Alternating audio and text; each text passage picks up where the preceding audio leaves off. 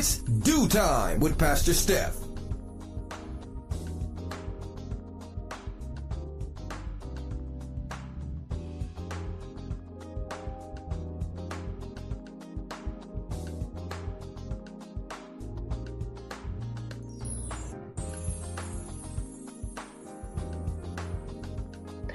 Good morning, good morning, good morning. Rise and shine. You're on with this Do Time with Pastor Steph.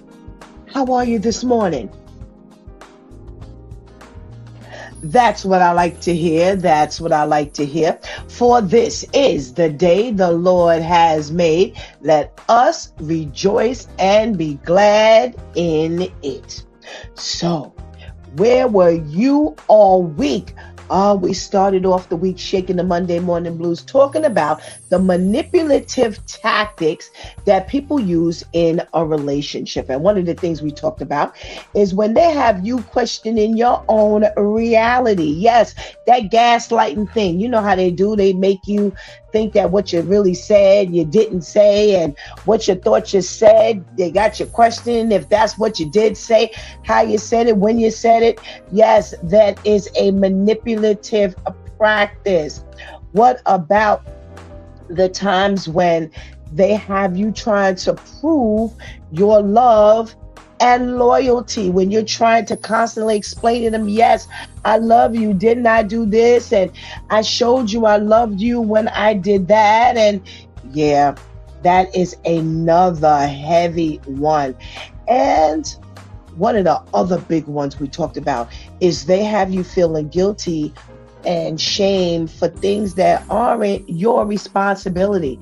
You know, I brought up when I was being abused, and, you know, he hit me one day and said, see what you made me do? Yes, that's the kind of nonsense that they will pull. And you have to make sure that you don't fall for the okie doke. Be sure of who you are. Make sure you understand who you are and what you're doing at all times. And make sure you're not the one who's moving manipulatively. Okay. All right. Well, we got the switch with Shantice on Monday, and be careful how you approach God is definitely tying into our main topic. You know, a lot of times we go to God and we tell God, you know what, God, if you do this for me, if you do that for me, if you'll just make this happen or just make that happen, you know, I'll make sure everything is okay. I'll do what I'm supposed to do. And all the while, you already trying to figure out how you going to make it happen with the other stuff that you're going to do. So you got to make sure you don't approach God manipulatively with your lies and with your false intentions and trying to get him to do what you need him to do before you do what he's already asked you to do. And he's already blessed you. I mean, by the time we get to God asking him for stuff, we really wouldn't be able to ask him for anything had he not already blessed us. Check that one out. Well, we talked to our girlfriend Vivian on Wow Wednesday, and we got the socially conscious segment. And the wow story was about the 3-year-old's child in Texas picked up from the daycare center. And it wasn't until later that they actually saw that there was an imperfection in his face that they didn't drop him off with. Yeah, they claimed there was a hole in his face from where the tooth had gone through the skin. Now, this hole in the face thing, I still need some clarity on, okay? Because people just describe things in a weird way. But come to find out, when they did a little investigating, that there was video that actually showed the staff at this daycare center actually abusing the children, and the owners knew about it. Yes. So after some further investigation and seeing that there were multiple occasions where these staffers had abused the children, they were fired. And I'm really hoping to hear that the owners will get some repercussion and consequences behind their behavior or lack thereof. How can you run a daycare center and all of these things are taking place and you're not even doing anything about it?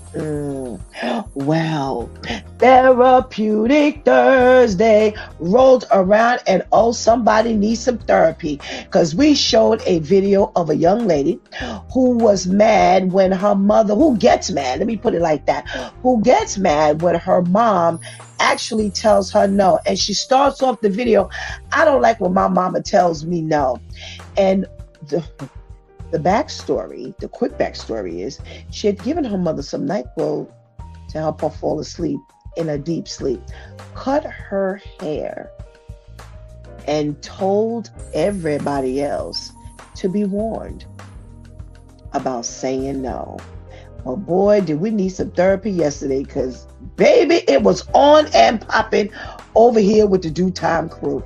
Yeah, we just went down memory lane to all of the things that we could not do growing up. And my question of the morning was, at what point do you recognize the curve?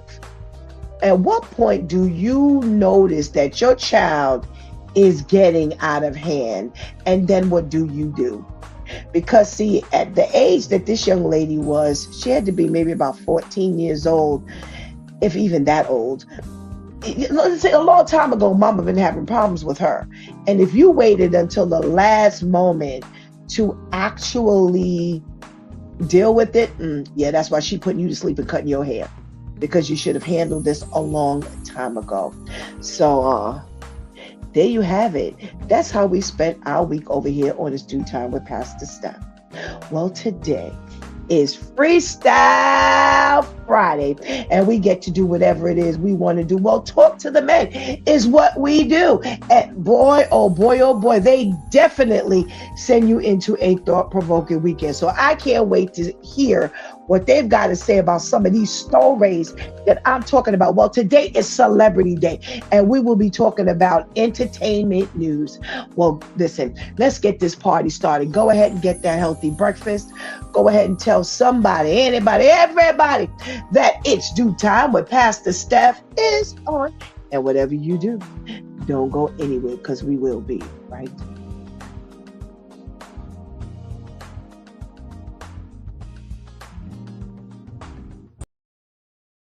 Culture that's been taught for years and years and years to get really clear intention about the physical matter things we want. I want $1 million in the bank. I want a private jet. I want to weigh 150 pounds. But the truth is, we really don't want those things. We want the emotion we think those things will give us. Wouldn't it be smarter for people to get, and very few people ever do, to get clear about the emotions they wish to experience on a regular basis and not the physical matter things? That's exactly the point. That's exactly the point. And look, people can create all kinds of wealth, and they can create all kinds of abundance. They can have the cars, the homes, and everything. But if they can't be present to enjoy them, I've sat with billionaires, and they've looked me in the eye and said, "We're all miserable. We're all miserable." So then, at what point do you have to wait to change? Does it have to be that lowest point, or can you learn and change in a state of joy and inspiration instead of pain and suffering? And that becomes the art. We have a culture that's been taught for years and years.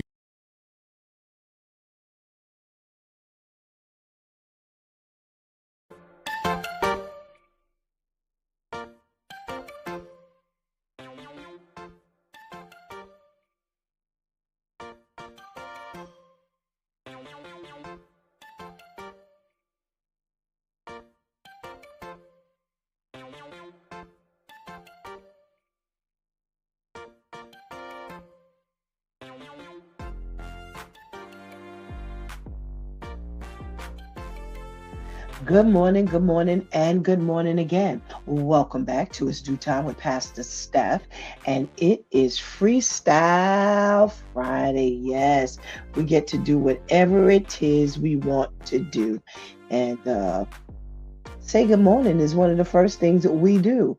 So if you're in the room, make sure you let Pastor Steph know so that I can give you a hearty shout out. We got a shout out from our girl, Ketty. Hey, Kenny, thank you so much for joining us this morning. Oh, Your Highness, Sir Terrence, How are you? Good morning. Good morning. We have a Ouija pie who is saying good morning to us. So, good morning. Good morning. Thank you so much for joining us. Now, to Harry. Ooh, am I saying that right? To Hi. I don't know what to say here, but that girl, let's call it that girl on the back. And good morning to you. My dad said he was going to hit me one time, but I did nothing. Good for you. You listen, this we gotta make sure we keep our behavior in check. Thank you so much for joining us this morning. We gotta check in from our girl, Lady Tamika. Hey there. Good morning. Thank you so much for joining us. Miss Grace, if you're in the house, we're saying good morning to you and I hope that you are doing well this morning. We gotta check in.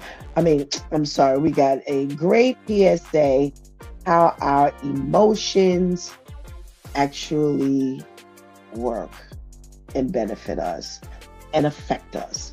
So Katie says, great PSA. And I second that.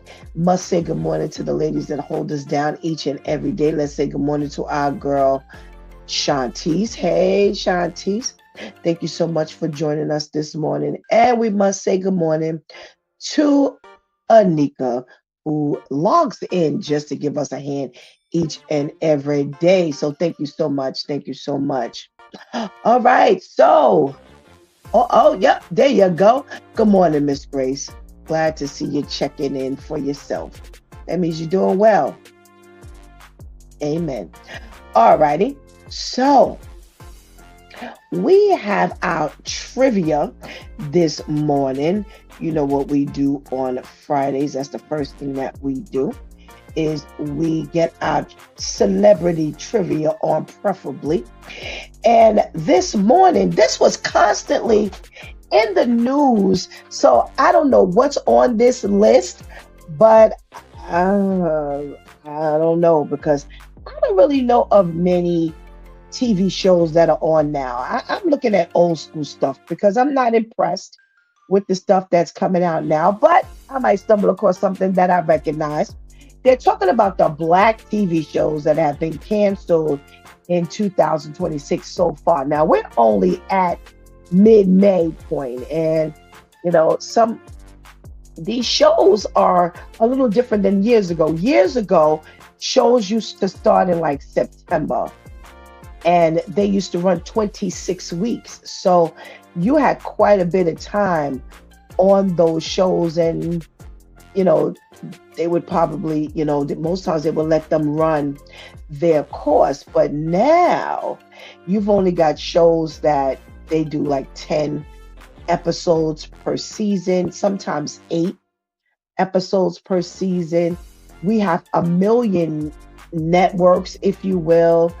We've got a million different topics, and I don't know what's on this list. So I say, let's see what they got, because the peoples are mad. Okay, that's all I kept seeing on the internet last night. The people were mad. People were mad because these shows are being canceled. And I gotta be honest, the stuff that I've seen, I could take them or leave them because I ain't gonna watch it if it's not good anyway. So let's see. They say there have been 33 shows that have already been canceled across the networks, cable channels, and streaming services. So let's see what's going on here. Well, the first show is the Vince Staples show. Didn't I tell you I don't know what's coming on? I never even heard of this Netflix Vince Staples show. And I look at Netflix all the time, so I don't know what's going on, but they claim that this is critically celebrated show Netflix had in its category. The Vince Staples show was running out of Long Beach about a deadpan man. Yo, bye. Okay, because I don't even know what that was. Miss Governor. Now that I did hear about. I was not that impressed. Now let me remind you of what this is. So Terry J. Vaughn, from we know her like only mainly from one thing. She's been across, a couple of movies, but mainly she plays Lavita Alizé Jenkins from the Steve Harvey Show back in the 90s and 2000s, I believe. And she was given this top role in Tyler Perry's The Miss Governor. And I don't know. They originally had it called She the People. And again, it's about this governor, and they thought that renaming the show was going to make the difference. But I gotta tell you, Lovita Alizé Jenkins was crazy opposite Wendy Raquel Robinson and Steve Harvey and Said the Entertainer. But I didn't take it where she would do a good job as a lead role. Yeah, but I have to be honest, I didn't watch it, so I ain't gonna miss it either. All right, Pop the Balloon, Netflix. So what's this, all Netflix shows? Oh, Pop the Balloon. Oh, yo, whack, whack, whack. Did y'all see Pop the Balloon? Okay, so here's the premise of Pop the Balloon.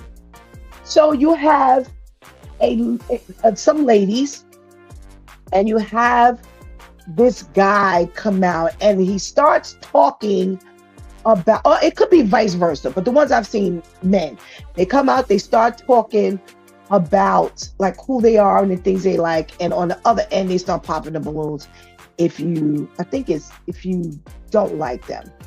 Yeah, I think that's the way it works, but that's what Pop the Balloon is. They are canceling that, and guess what? Bye. That was whack, whack, whack. So you have this other show, Caramel. I don't know what this is. This was in syndication. Oh, it's a daytime, or it was a daytime talk show. And I guess, it was centered around mental health, community, and the kind of honest conversations that daytime talk hosts do, and it didn't. Gen Z, that was a Prime Video show. So they have this, okay. So the premise was like young adults, Gen Zs, and they didn't make it. All right. Star Trek, Starfleet Academy, Paramount Plus. Okay, buy, and buy. So those are, the shows that got axed. And most of them seem to be on Netflix. Now, I told you I didn't see no whole bunch of shows come up, so I was trying to figure out what they were talking about. And here's the thing, they were talking about people were mad. Why? Those things were whack. At least what I saw. And, I am an old schooler. I'm not the one who looks at Love and Hip Hop and, Married to Medicine and all of those kind of things. But who cares? Those things were not appealing or attractive. So do me a favor, throw in the chat room some of the old school shows that you really wish would come back. Now, we're not talking about the shows that used to be on and you look at it now and you're not really laughing. That's not the ones I'm talking about. I'm talking about the ones that you have looked at from, old school, and you crack up like it was back then. And I'll hold mine until you send me yours. But I'm going to talk about one that what I've been doing is, over the course of time, I got a couple of minutes to do this, trivia stuff. I've been going back and I've been watching from the very beginning seasons of some of the 90s shows and all the way straight through. So it might take me a little bit of time because most times that's like my late night brain off show. But I can't. I can't. Jamie Foxx is the most recent one, and I can't. I am not really laughing, so I don't know. I don't know, but I love me some Jamie Foxx. All right. So I got from La Pepe. How do you feel about Mexican TV shows that have been canceled? I'm so sorry, La Pepe. I haven't seen any of those Mexican shows. So I don't know. I hear George Lopez back in the day, since we're talking about back in the day. I heard George Lopez was really good, but I never got into George Lopez. But again, I wasn't into a lot of shows. So I am planning on making George Lopez. So tell me, La Pepe, is George Lopez good? The Mexican shows that you're talking about, are they on Netflix? Are they on Prime? What are they playing on? So I'm not familiar with them. I'm sorry. Lamar says Sanford and Son was the greatest show. Best music intro. Red Fox loved him. I can do Sanford and Son. Now I am actually finishing Sanford and Son now, Lamar. And I gotta tell you, the last season, it was time for them to go. The Sanford Arms and Lamar getting married. And I mean, how long Lamar gonna date and date and date? I got it. But it just seemed to have run its course. So if they got some new writers and stuff like that, maybe. But I would love to see the original set with Bubba and Skillet and Grady. And remember when they had the party and they got drunk and Fast Fanny came through? Child, I love me some Fred Sanford. So I agree. All right, Lamar. Oh, Shanti says, I love George Lopez. Okay. I think she was one who told me, a couple of people told me they really enjoyed George Lopez show. Lamar says, the Jeffersons. Well, I didn't even say good morning to you, Lamar. Good morning. Thank you so much for joining us. Lamar says the Jeffersons with Sherman Hemsley. You know what's funny about the Jeffersons? They didn't make me laugh, but they were amusing. I think I could deal with them coming back, but I just won't laugh. They didn't make me laugh. They didn't make me laugh. I got a couple of but I liked to watch the Jeffersons. They did have, a few good topics. All righty. So Lamar said, La Pepe says, I don't know, but you're invited to, okay. Asada Auntie, love you, have a great day. All right, I'm going to look this up. Wait, before you go, tell me where I can find Lasada Auntie. Tell me so I can check it out, because I'm willing to check it out. And make sure you come back so you can hear me talk about it. Tamika says, good times. Thank you for joining us, La Pepe. I appreciate you in the conversation. Good times. Again, another great show until the end. I was not impressed with Janet Jackson's existence. She didn't do anything for me. I don't know, y'all. I don't know. She didn't do much for me. Okay.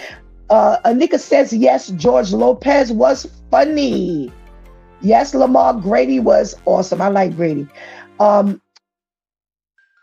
Vivian, good morning. I'm currently watching Home Improvement, and it's so funny to me today. I don't remember liking it back then. All right. And that's, what, Viv, that's one of the reasons why I'm kind of going back, because I'm really not interested in some of the newer comedies. So I'm going back, and let me tell y'all one I love. Oh my gosh. You could give me Everybody Loves Raymond forever. Now I gotta tell y'all, I'm not one for certain comedies, but Everybody Loves Raymond, the parents take it to an entire different level. They are amazing. Alrighty. So I'm with you, Viv. I'm kind of going back and I'm looking and I'm trying to figure, because I didn't do what's his name? Jamie Foxx the first time around. And Shantice loves, what's the two brothers? The Wayans brothers. I didn't really do them, but she loves them. So I will, after, I'm almost finished Jamie Foxx. I'm in his fifth season. And after that, I'll probably do George Lopez, and then I'll do the Wayans brothers. All right. Tamika says George Lopez, too funny. All right. Yo, George Lopez is getting a lot of thumbs up. Anika says Living Single. Love that Sinclair. Good one. And that's one that I did start looking at, but just didn't finish it. All righty. Shanti says, I will never stop watching the Wayans brothers, Martin, Jamie Foxx, Steve Harvey, Moesha Good Times, and the Parkers. I can leave the Parkers because they're out here, hey, Professor Ogilvy. No, that thing just got on my nerves. Anika says, I forgot about Home Improvement. And Viv says, yes, George Lopez is pretty good. Le Pepe said, I basically said you're invited to the cookout. Oh, because you're with, okay, all right. Well, where's the cookout? You gotta tell me where the cookout is. All right. She says, oh, you calling me auntie. Oh, okay. Thank you. Thank you so much. Please subscribe, like, and send it to your friends. If you love me, that's what you'll do for me. And make sure you let me know where the cookout is. All right. Thank you. Shanti says, everybody hates Chris. That was one I also started to watch from the beginning, but I did not go into it. Anika says, Frasier is another favorite. All right. I have caught a couple of episodes of Frasier because I liked Frasier on Cheers. Now, Cheers, back in the day, I loved me some Cheers with Tim Danson and Woody Harrelson. I love them. And what's her name? Rhea Perlman. I love them. So I can get with the Frasier every once in a while. Shanti says, living single. Oh, Tamika says, I still laugh at Three's Company. Oh my gosh, I haven't seen that in years. And back in the day, I loved me some Three's Company. Katie says, yes, everybody loves Raymond. I like that too, especially the parents. The parents make the show. I'm sorry, they straight make the show. Shanti says the first two seasons of the Wayans brothers was trash. The other seasons were amazing. And Katie says, cheers. So I love going down memory lane with y'all. I do. All right. Le Pepe says, I was born 97 and Everybody Hates Chris was on every morning for me. I loved it. I'm 29 and grew up in South Central. I'm Mexican and Salvadorian. Oh, I love there. We got a whole check-in from out in South Central. At least that's where I think you are. Well, thank you so much for joining us. I've enjoyed your presence this morning. Oh, Shanti says South Central. Very short-lived. I think they had all of maybe, 6, 7 episodes, and then we never heard hide nor hair them.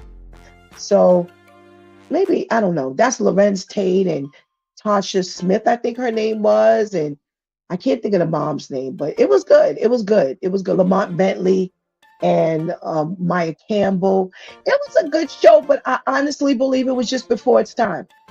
All right, let's see what the news is talking about. That was fun. I love doing that with y'all. Y'all always give me some exhilaration first thing in the morning. All right, so I saw this article. Wait, hold on. Somebody's got a last little comment here. Let me see if I can catch it. Okay.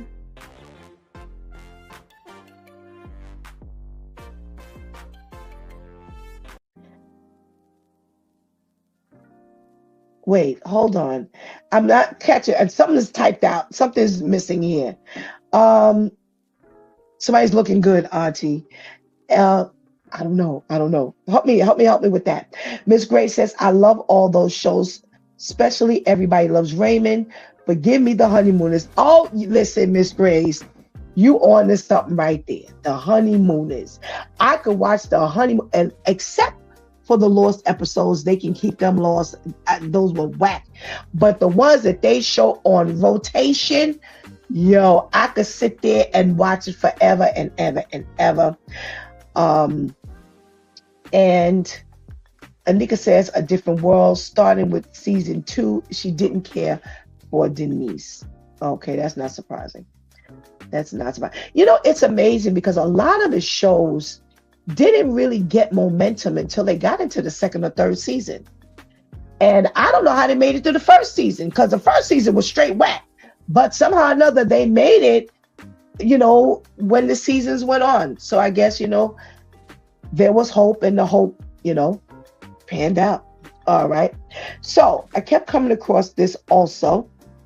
this story, and I wasn't going to do it, but I was going to talk about it. But you know what? I blasted him in the past, and I'm one for, if I blast you, then I've got to big you up when you are doing something good. So, all right. So Pastor Jamal Bryant, you know, Pastor Jamal Bryant, he's from out in Maryland. He's got a whole lot of scandal behind his name. Well, really quickly, you know, he is the lead pastor, head pastor of New Birth Missionary Baptist Church out in Maryland.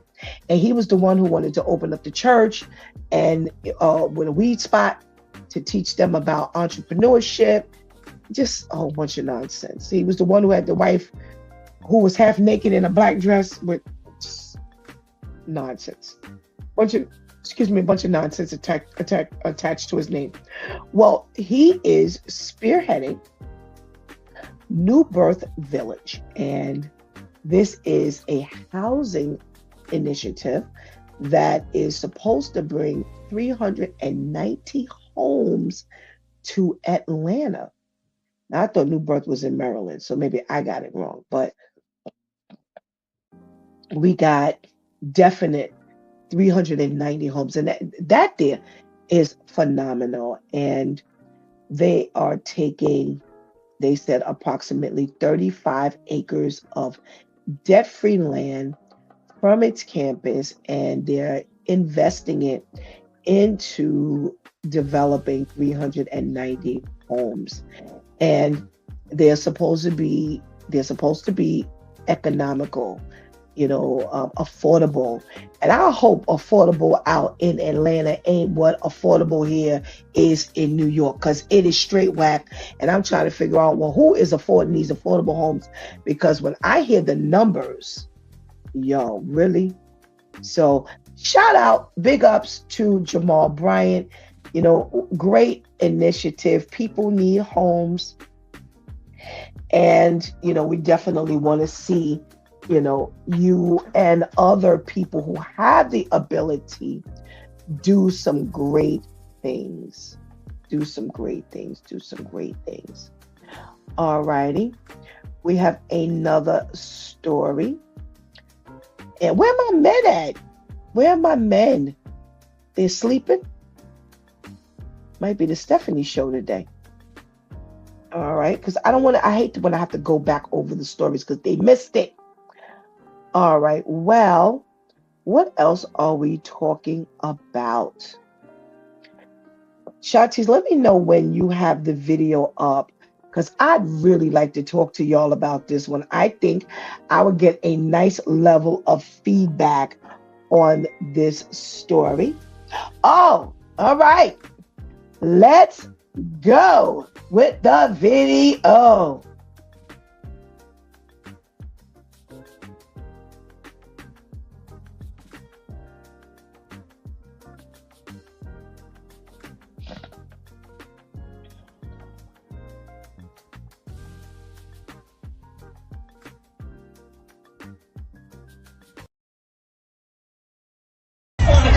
Record, so beautiful. Come on.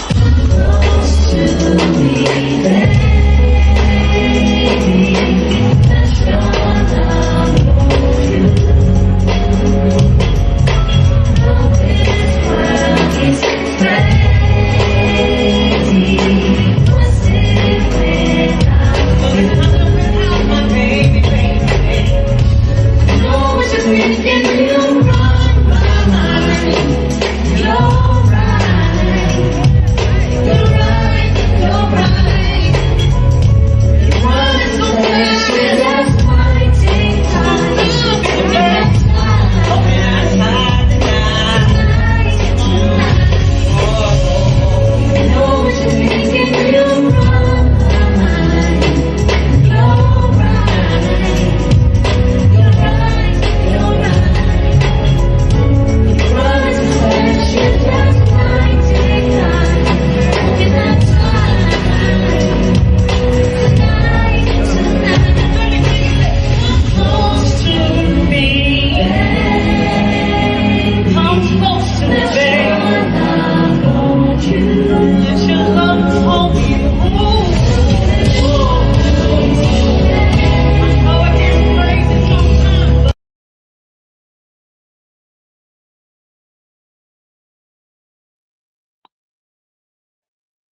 Okay.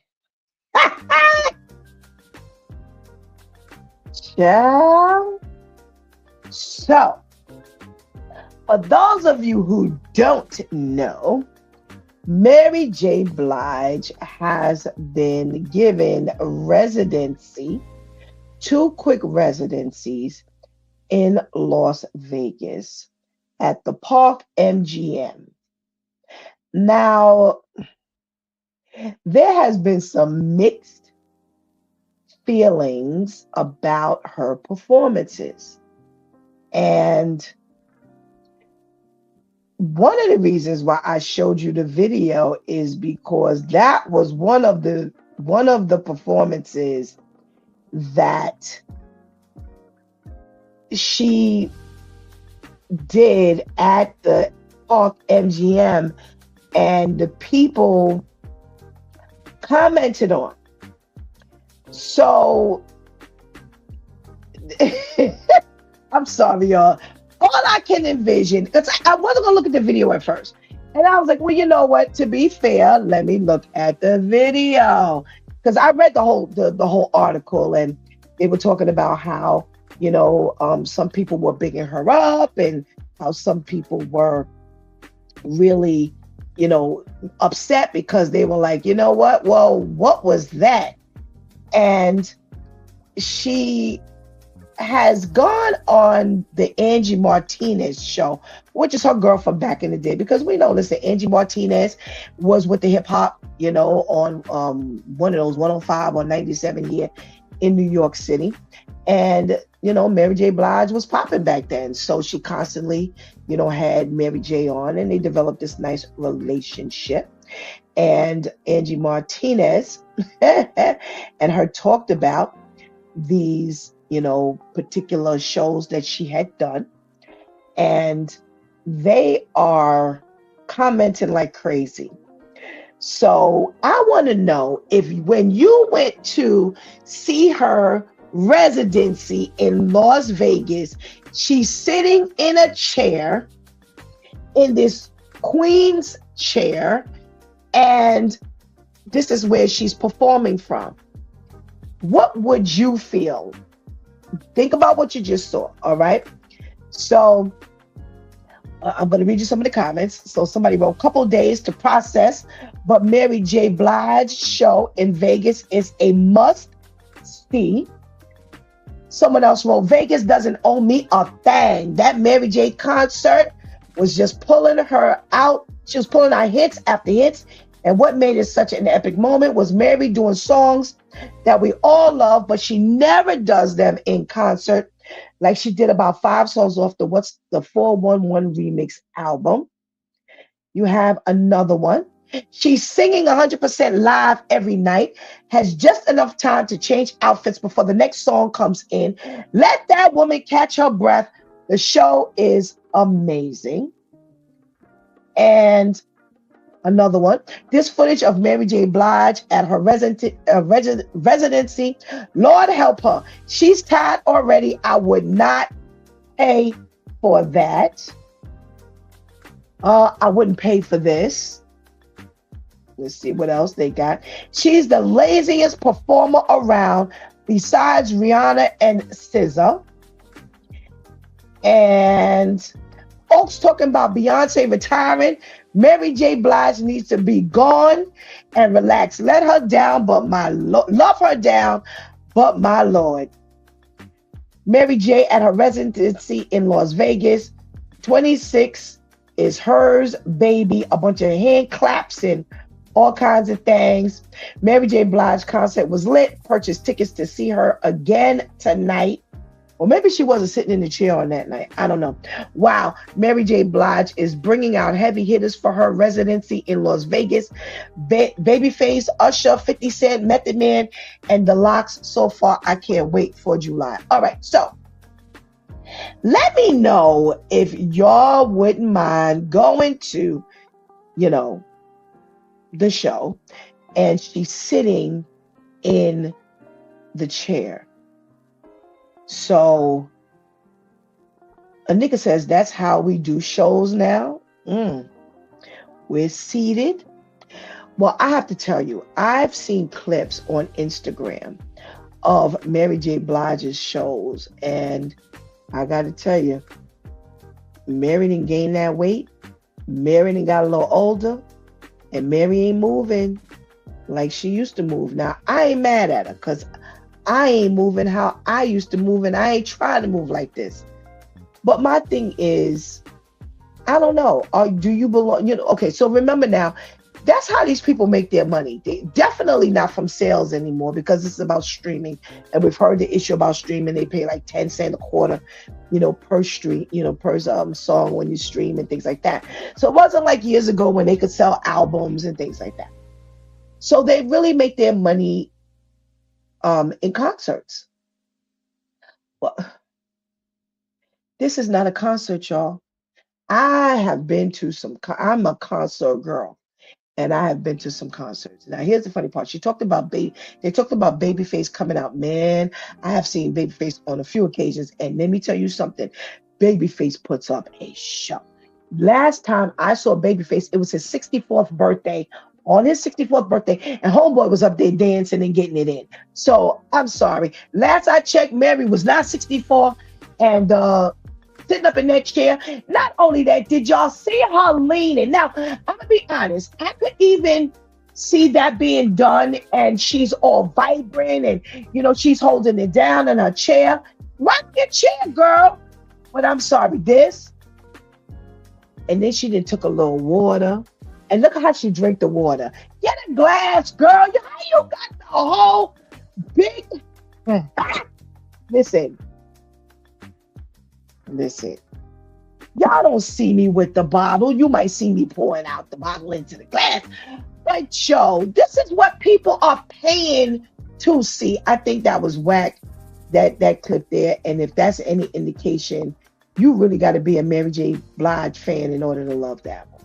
So, I don't know. Y'all let me know, because I'm really not. You know what? Let me just go straight to my man. Where my boy Ainsley at? Where my boy Ainsley at? Tamika says, I'm not paying for a performance. That means you work. And when you come on, please have top-notch hair. She looks like she's on that sugar booger. Let me tell you something. When she pulled the water down and I saw the hat twisted to the side and this blonde wig, I was done. I'm like, yo, you could look better than this. No, I understand that the hat twisted to the side was a thing. Hey, Ains, good morning. Good morning. Good morning. Yo, did you see the video? I saw the last tail of it. Yeah. What's your part of the last tale? So I mean, I don't know where that I didn't catch the beginning of it, so I don't know the context of her sitting in the chair. Well, hold on. Where's Shantice at? Shantice, can you play it? Because now I see Pastor Jeff and Pastor KL are on, so maybe they missed it as well. So please let them see, including Ainsley, what we saw. This is worth a replay, Ains. All right.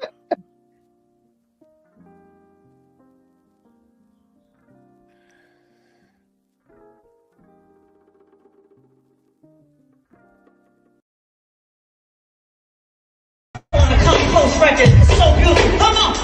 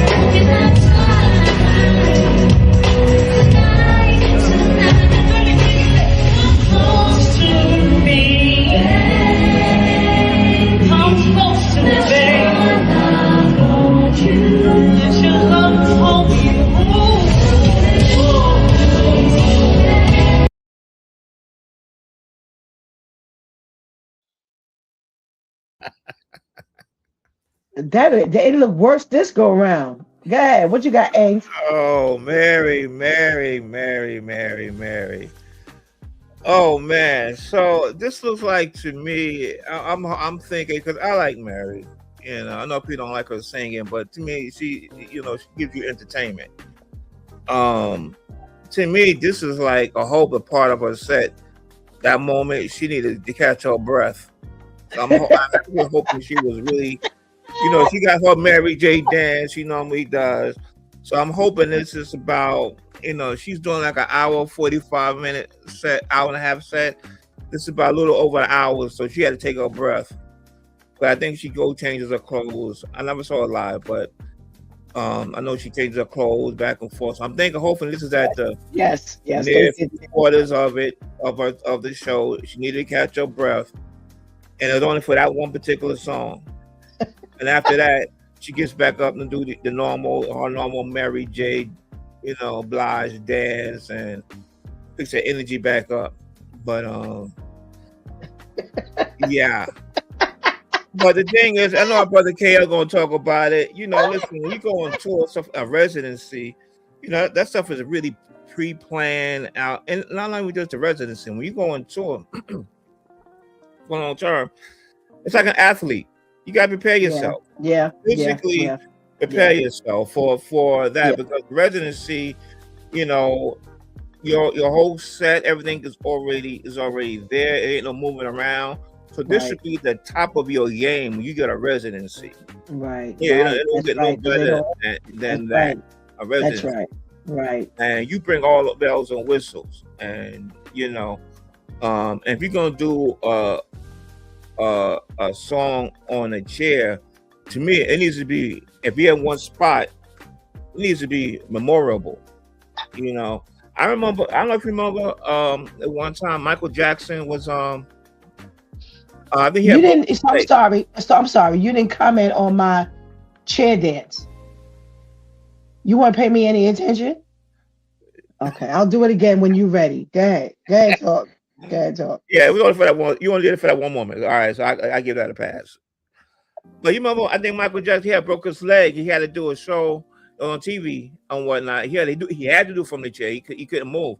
But even from that chair, he was still active, still doing the movement with the dance steps and whatnot. If you're gonna do it from a chair, make it memorable, So to me, that's why this looks like it was like I gotta catch my breath. I mean, Ace even put her head back. I'm tired. I'm tired. I worn out. Please tell me this is the last song. This is the way we going out of here right now. Oh. Let's hear what Pastor Jeff has got to say about this. Oh my goodness. Hey, Pastor Jeff. Hey, good morning. Good morning. Good morning. How are you? All right. How you doing? I'm okay, thanks. I'm okay. So you paid to see Mary J. Blige, her residency out in Las Vegas, and this is part of the set. What's your thought? Well, listen, y'all leave Mary alone. She's been around long time. No, we ain't leaving Mary alone. What do you think? Don't tell me what to think. I told you about that before. She's been around a long time. What you want to do? She done paid her dues, man. You know what I'm saying? She been in the game. So she has earned moments that she, kind of can't do it. She look like a female Bobby Brown right now.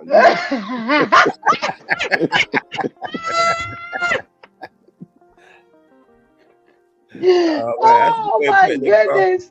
Oh my, that was a good one, Jeff. That was a good one. That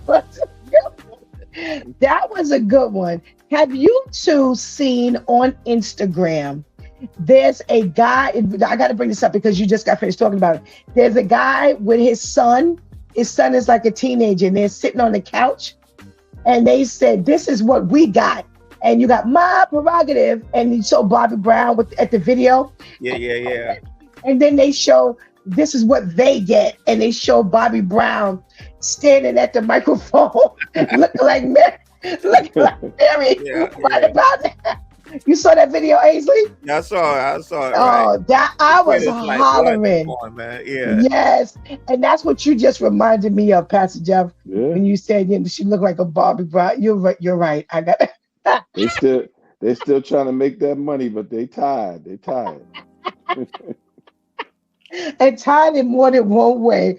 Oh my goodness. Where's Pastor KL? Because I know he got something to say about this one. I know he do, bro. Hey, Pastor KL. Why did I have to watch this twice? I watched it the first time already. I need y'all to stop coming on late. Why did I have to watch this twice? First, let me say, Pastor Jeff, happy anniversary on your 23rd Psalms. Happy anniversary. All right, thank you, sir. Oh my gosh. Oh my gosh. But listen, All right. these folks out here, you know, I love Ainsley, I love Jeff, but they can't sing. Yeah, I'm Mary sorry. J. I'm with Blige them. cannot. I never liked Mary J. Blige. First of all, let's look at the whole ambiance. They had the smoke and everything. She looked like she was going up yonder. I thought she was going to get her wings. You know what I mean? It looked like she was about to transition. Oh You know? my goodness gracious. I was Oh, like, my goodness. is she unalived? And then all the money she got, who put that wig on her? Thank you. Listen. Thank you. Thank you. Thank you. So Thank did you have not one friend? There's not a friend like the lowly Jesus. Didn't Jesus say no, not one? No, not this one. No, not this one. Yeah, You that know was what I'm whack. saying? Yeah. She was bad. Yeah. I thought the same thing with the wig. I was like, this is a residency. You know you're going to be on how many times? Where is your hairdresser? You cannot mask that bad wig with a hat twisted to the side. See, you know what? Here, I'm going to respond to you, Pastor Jeff. If you all that tired, then you need to turn down the residency. I'm sorry. Because Listen, you never know. She might need the money. Everybody just assumes. I'm sure she needs the money. I don't doubt that. So I don't doubt it, my do brother. what you gotta do, man. You know. Well, at the risk of being talked about, because that wig was looking twisted underneath that hat. And I was like, why? You got a residency, you know you got these shows. How much is it gonna cost for a hairdresser? Somebody that's been doing your hair all these years. Stop. How about this though? I didn't notice a wig being off that much. But how about it was on good? But maybe right before that chair scene, she was out there doing her Mary J. Whatever she could, she doing as physical as she could, and you know, and then it got twisted a bit. You know what? Then where's your hairdresser? Let me tell you something, Ains. When you run back to change them clothes, you get a touch up. They touch your hair up. They touch your makeup up. They go sit down. Go sit down. Go sit down. That ain't happening in no one set, Ains. They ain't happening in no one set. That wig been off, and they got to that point and said, "Here, put this hat on, because this ain't gonna reveal how bad this wig look." You know what? I'm real funny about something. I'm not a hair person. I'll tell you that from. I ain't never been. Shantice, Shawnee's, Tamasia, they sure didn't get that from their mama. Because they gonna make sure them heads are tight. Me, listen, I rock a ponytail. I don't know, I can't nothing about no hair. But my thing is, if you're in the limelight like these women are, listen, you got a wig. Then all these little people who are on YouTube who tighten up these wigs, y'all pay big time people for this stuff. Y'all don't even go to the little people. Little people tear them wigs up. They look good. Why y'all on TV, on the stage, looking like the birds been picking at it? I don't understand. I don't get Maybe, it. maybe it was a wig malfunction. You know, she did like this.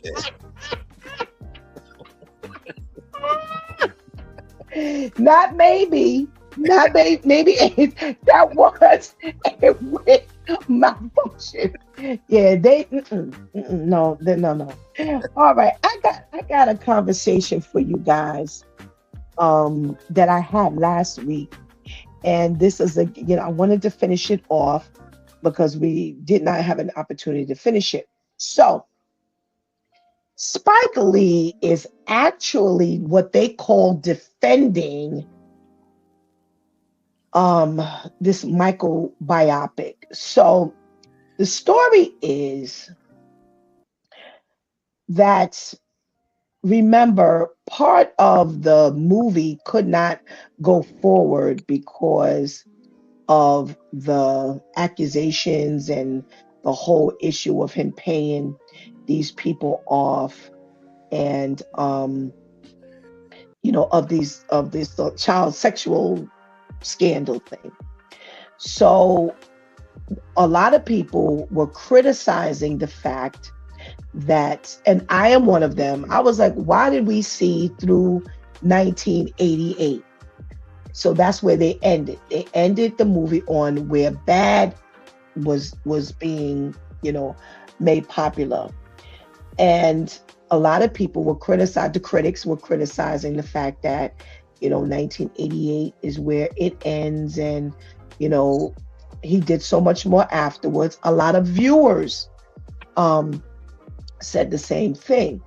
So Spike Lee is jumping in, and he was like, listen, the reason why the movie ends at 1988 is because they got snagged with not being able to push forward and get rid of a lot of the scenes that they had actually filmed post the accusations.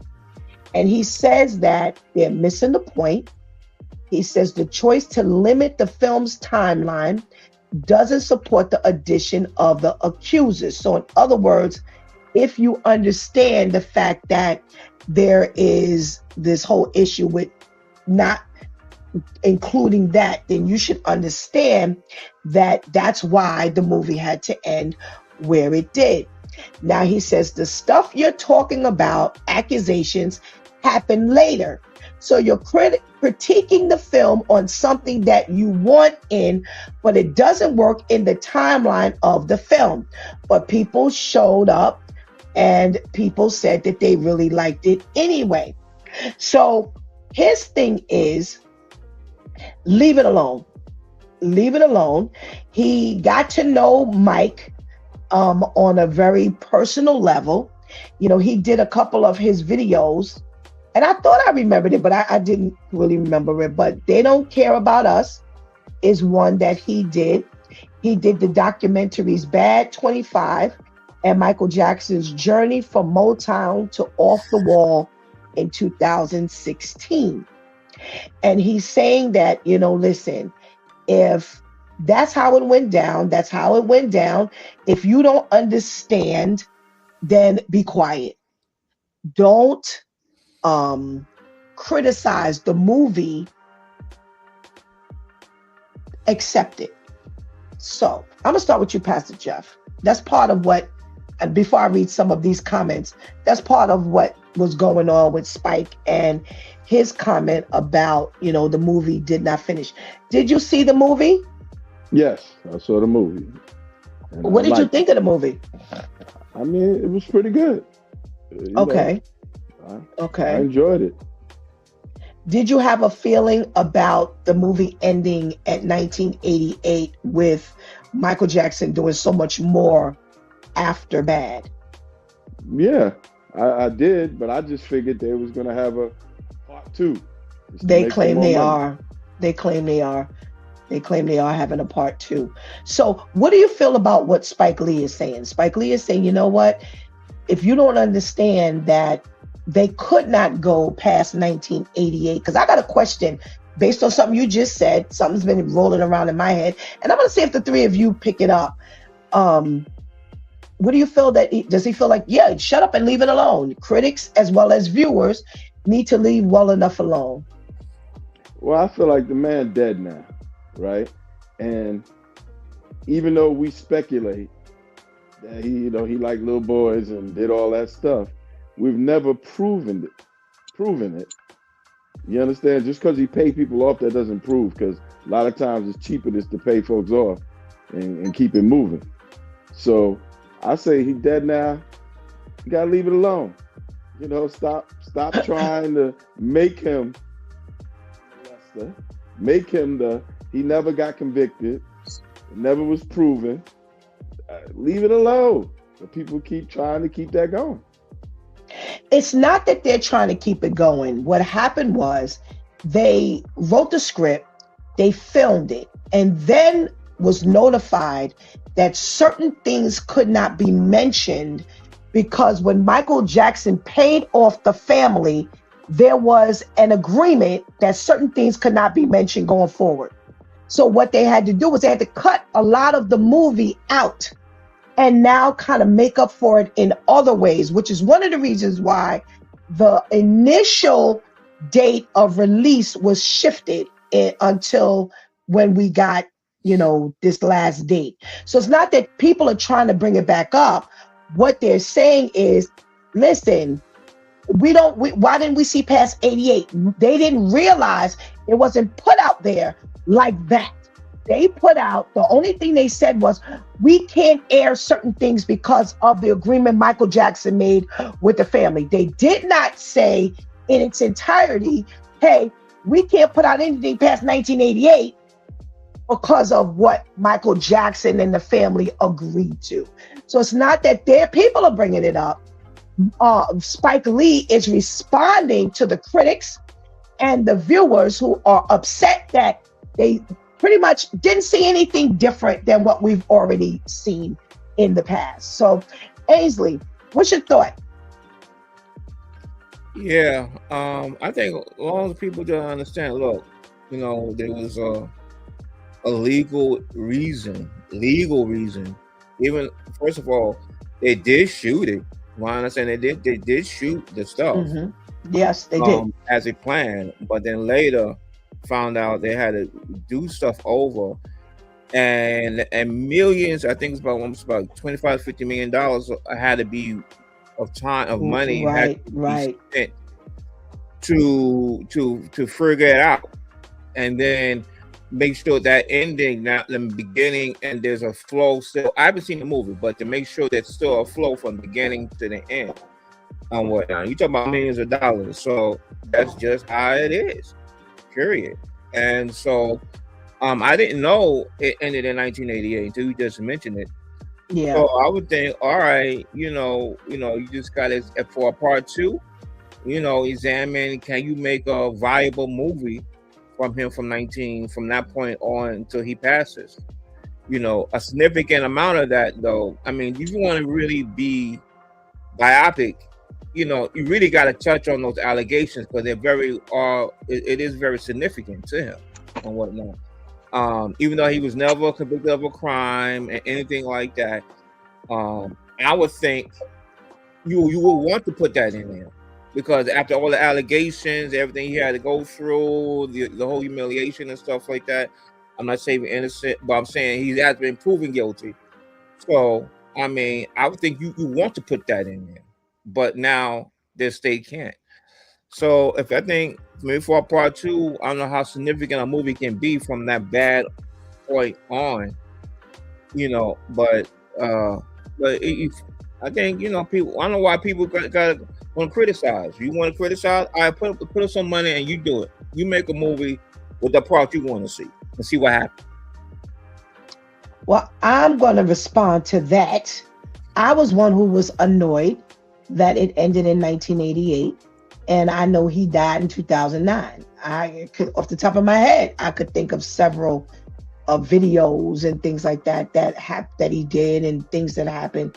I didn't understand it to be. I did understand the issue of certain things could not be mentioned. They had to redo some stuff they had to push the date. That I was aware of, but I didn't realize that it was going to stop in 1988. Because pretty much there wasn't anything new in the movie.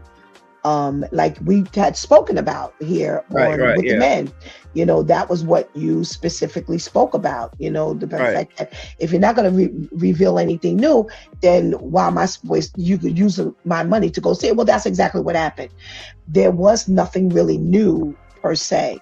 So that's what people were complaining about. People were complaining about, hey, we didn't see anything new. We thought we could, not only that, there were other things that they thought could be mentioned, has nothing to do with the legalities or whatever the situation is, but so the comments. Jeff, since you saw the movie, so do it touch on like him getting married to what's his name, Elvis Presley's daughter, and how he got his kids? None of that. None of that. That's what I'm saying. No. There were things that happened that have nothing to do with the legalities of that situation that they surely could have mentioned, and that we have not seen the up close storylines of this situation. They showed Jackson getting a beating by the father. Well, we already know that he used to get beatings and things like that. They showed when he got the monkey delivered. Yo, really? We really had to see that piece? Okay. How he got, the monkey was delivered on the truck, and everybody was at the, he must have told everybody he was going to get this delivery, and everybody was excited to see what he was going to get. So everybody runs into the driveway only to get Bubbles delivered. Yeah, see, but here, the thing, this is where, having, you want the family's approval of stuff, right? But like we said, if you're gonna be about it, talk about it, show all the good, the bad, and the ugly. And so I want to talk about the whole I forget her name. That the whole Priscilla. kids. Is that Priscilla? No, that's the mother. Marie. Oh, Lisa Marie. Yeah. All that, show all that. You know what I'm saying? Show me something different. Right. So that's what people were really saying. So I know the family ain't gonna want to show that. So I'm like, okay, so here we go again. It's a nice $200 budget of a remake of something we already seen. Right. So that's what people are complaining about. Pastor KL, Spike Lee says, "Shut up, you don't understand," and these are the legalities, and don't critique it. I'm in the movie. I can't. We can't hear you. We can't hear you. All right, he's gonna go out and come back in. Is he? Oh, he's on the other. Well, okay, wait, what's happening? Come back in. All right, hold on. Little technical difficulties.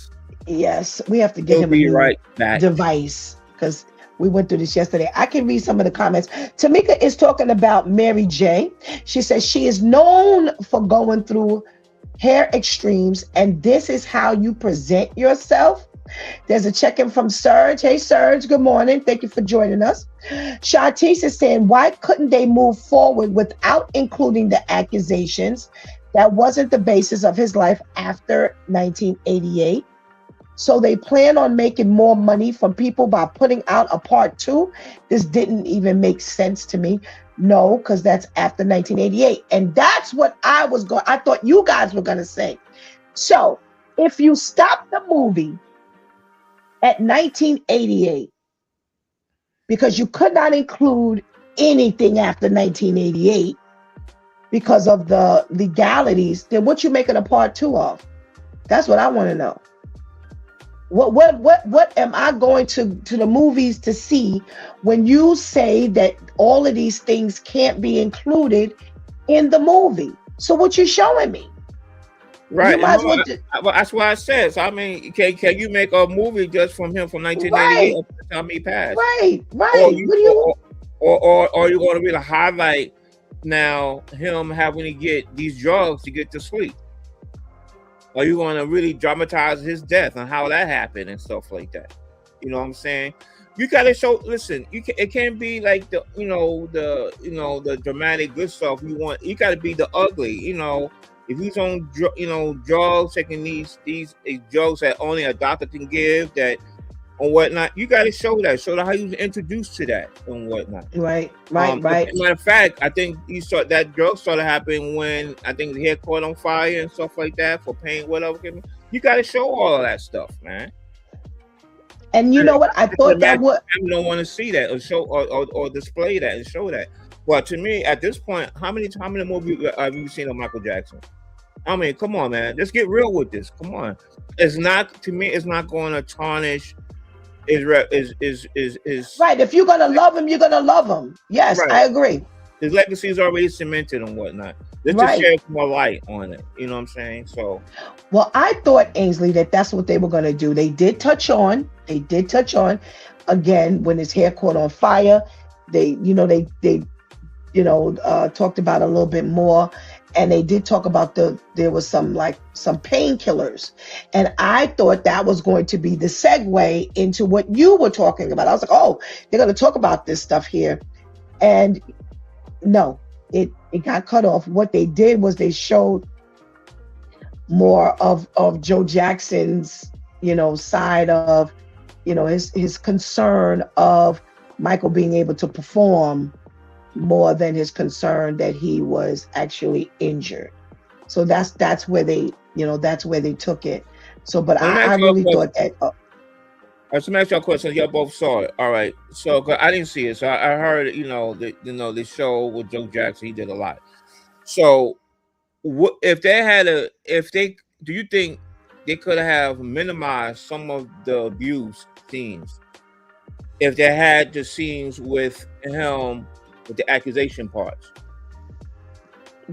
Jeff, I'll let you answer first. Do you think they had to highlight more of those abusive scenes, because now there is no more beyond 88? They couldn't go to the accusations, so to fill up that timeline, maybe got to boost that part up. What you got, Jeff? Well, if they went past 88, all of that would have had to come into play for it too, because that was what consumed us about Michael during those times, Mm-hmm. So in order to show his life, you would have had to really bring all that out past 88. I mean, what else would? I mean, yeah, he did a couple of hits, but most of the publicity surrounding him was that all those accusations and all of that. And yeah, it will his legacy. I don't agree. I don't agree. I don't agree that was it. I do agree. Let me start with that. I do agree that a lot of attention was given to all of the allegations. I do. But I do believe that there's more information. There was more to Michael Jackson than just allegations, because that's how I will read it. I read it as, okay, because there's more than one way to say something. If you're saying that you could not put anything else out there because his life was consumed with these allegations, there had to be other parts of his life if he was still able to make hits. There had to be other parts of his life. He managed to get children. So there were other parts of his life, like Ainsley said. Those children things, it was all scandal, like, right, I mean, show that. Right, but so what? That's not in the clause. The clause that they keep leaning on, the clause of him and the family of the sexual molestation. Them kids ain't got nothing to do with sexual molestation in that family. So if there was scandal, so what? Show it. Those kids are claiming, because they, money. They're claiming to be his legitimate kids, but the biopic would really have to bring out the whole cloud of the lies that those are his kids. But what does that have to know? But Well, no, I don't know. What does that have to do? My question is, what does that have to do with this whole? So I settled with Jeff Burns and his family. We cannot talk about going forward Jeff Burns and what happened with Jeff Burns and this payoff. I don't care how scandalous it is with the children, Prince and whatever these other two kids' name. That is separate and apart from the Jeffrey Burns and this and the allegations. If there's a scandal on the other side, so what? What I'm saying is the family, the kids, probably didn't want that brought out. I mean, you said the family, had things that they just didn't want. So I'm saying. So you don't bring the drugs, you don't bring the kids. How much? So then, what is part 2 gonna be made of, Jeff? That's what I don't know. If we getting that deep, that you can't mention the allegations, the kids don't want you to talk about us, nobody wants you to talk about the drugs, then leave the whole Michael story alone. Ain't nothing left. They already made some money off the other part. I mean, they did what they could, Well, but listen, that's what I'm saying. So you made this part off of the first Michael. Then if all of this other stuff is taboo, then what are you possibly bringing us if you can't mention anything? Did they say they bring in the part 2? Yes, they said there's a part 2. I mean, okay, there is. All right, okay. Now, all right, how about this? Did they get into, for his business acumen, buying the Beatles catalog, and then giving, not really, and then giving, what's his name? What's the guy who did Tutti Frutti? Little Richard. Yes. Giving him his publishing after all those years. He gave some of the artists the business acumen to say, listen, I got it. Here you go. You can make your money and stuff like that. To get that information, you know what I'm saying? You start showing this big acumen. I think as admirable as that is, I don't know how much of a movie you can make off of that. Part 2. I'm just saying. Maybe if you clip all those little things together, Ains. Yeah. You know what I'm saying? If you could, because this would show an entirely different side that a lot of people didn't know about. I don't know nothing about him and Little Richard and him giving, away the publishing and things. I have no idea of that. How many other people don't know? But if you can clip those pieces together, then maybe that would make. But you're going to have to bring something that is of true interest to people. Right. And bring again, stuff you don't know. Right. He died on a scandal. He was getting ready to expose all the pedophilia in Hollywood when he died. But how you gonna expose pedophilia when you got something that you can't talk about? No, what the heck? That's part of the, if they want to bring out the true story, part of all the accusations put on him for that child stuff was Hollywood trying to deflect and taint him because he was about to give up the goods. He was going to bring out. That still makes sense to me. Maybe it makes sense to Ainsley. I get what you're saying, but if I get what you're saying, he's getting ready to blow the whistle on Hollywood, on the True Hollywood story regarding all of the pedophilia. But you can't talk about no pedophilia when you didn't just sign a clause that said, I paid somebody off. And like you said, they have said many times, a lot of times it's just easier to pay the people off, get them out your hair. But they ain't right. But it ain't out your hair if you can't talk about it. I'm sorry. Call me crazy. So now I'm gonna talk about somebody else being accused. I'm gonna talk about somebody else. Pedophilia. Yeah, I got my own pedophilia going on. I can see that because I'm thinking, Lord Pastor Jeff, what up, bro? Come back. Did he put himself in the dark? No, I think by accident. Okay. All right. Go ahead, Ains, until Jeff comes back. Yeah, I can see it. I mean, to me, from the position that he's innocent. He had to go through all of this stuff, right? And so now he knows he's on the inside, very much on the inside, on the higher echelon of all the stuff that goes on behind the entertainment. And he's privy to a lot of stuff. He's going to break it down. He can put it from, listen, look, I know what I'm going through, and I'm going through this largely because, you know, the conspiracy, people don't like me because I took the very valuable the publishing and stuff like that, and my knowledge. And because now, you know, I didn't want not to come back. Now I got to come back out on tour. All right, if I got to come back on tour, I'm going to blow up the spot. I can't talk about my person, but this thing here. I signed the what do you call it? The NDA. What I can't talk about this, but you know, I know some stuff, so I'm going to talk, but I just can't talk about that. But I'm going to blow the whistle. Nah. Let me that don't make no sense to me, and I'll tell you why it makes no sense to me. Why it don't make no sense? There are still because there are people. Okay, so like I said, let's say that the actuality is he is innocent and he only paid this to get this out the way. Okay, right.